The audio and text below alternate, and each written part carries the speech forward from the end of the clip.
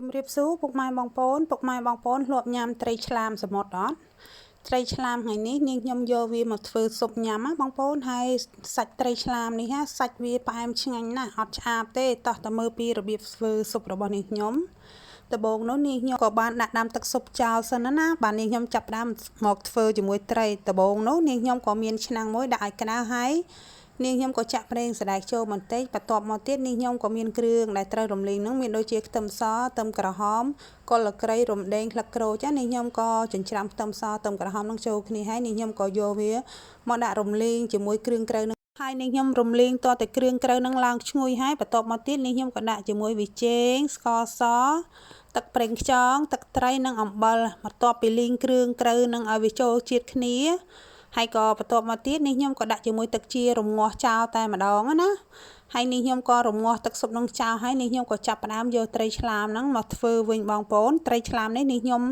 ធ្វើរួចរាល់អស់ហើយបងប្អូនតែនេះខ្ញុំអត់បានបង្ហាញបងប្អូនណាត្រីឆ្លាមនេះបងប្អូនពេលដែលយើងធ្វើវារៀងពិបាកបន្តិចយើងដាំទឹកក្តៅយកមកកោសវាបានវាស្អាតកមវាក្រៀតនៅលើខ្លួនហ្នឹងណាបើបងប្អូនអត់ចេះធ្វើទេរៀងពិបាកបន្តិចព្រោះអាហ្នឹងរៀងយ៉ាប់ធ្វើបន្តិចចឹងណាតែនេះខ្ញុំធ្វើនេះខ្ញុំក៏អត់បានបង្ហាញបងប្អូនដែរដោយសារ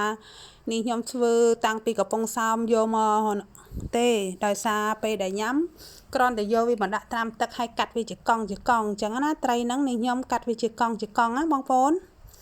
ហើយនេះខ្ញុំក៏មានដាក់ជាមួយប្រហិតត្រីបន្តិចដែរបងប្អូនស៊ុបតតែមានដាក់ជាមួយប្រហិតបានឆ្ងាញ់អញ្ចឹងហើយត្រីឆ្លាមហើយនឹងប្រហិតហ្នឹងនេះខ្ញុំក៏បានរៀបចំរួចអស់ហើយទឹករបស់នេះខ្ញុំបានពុះល្មម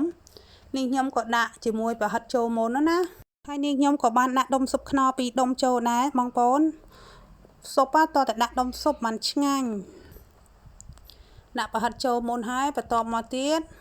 នេះខ្ញុំក៏ទុកឲ្យសាច់ប្រហិតនឹងរាងឆ្អិនបន្តិចនេះខ្ញុំក៏ចាក់ជាមួយត្រីឆ្លាមនឹងចូលតែម្ដងណាហើយត្រីឆ្លាមនេះអត់ឲ្យពុះយូរទេបងប្អូនកាលណាតែពុះយូរសាច់ត្រីវាបែកអាលួយឡើងឆ្ងាញ់ហើយត្រីឆ្លាមឲ្យវានៅមកល្មមមិនឆ្ងាញ់បងប្អូនបើកាលណាបងប្អូនរងាស់គឺអាលួយបែកសាច់ត្រីឡើងឆ្ងាញ់តែម្ដងហើយត្រីឆ្លាមនេះអត់ឆ្អាបអត់អីទេបងប្អូនឲ្យឆ្ងាញ់ណាស់ជាពិសេសនោះអាត្រួយវាហ្នឹងជ្រប់ឆ្ងាញ់ណាស់ឆ្អឹងខ្ចីវាហ្នឹងឆ្ងាញ់ហ្មងហើយឥឡូវស៊ុបរបស់នាងខ្ញុំបានឆ្អិនរួចរាល់ហើយបងប្អូនមើលតំណងគួរចង់ញ៉ាំអត់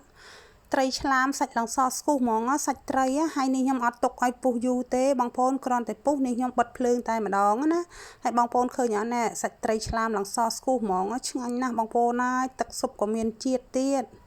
ពេលដែលញ៉ាំយើងដាក់តែបន្លែចូលទៅឆ្ងាញ់ហ្មងបងប្អូនជាតិហ្មងត្រីឆ្លាមនេះខ្ញុំកម្រនឹងបានទិញត្រីឆ្លាមញ៉ាំណាតតែទៅខាងកំពង់សោមបានទិញញ៉ាំអញ្ចឹងណា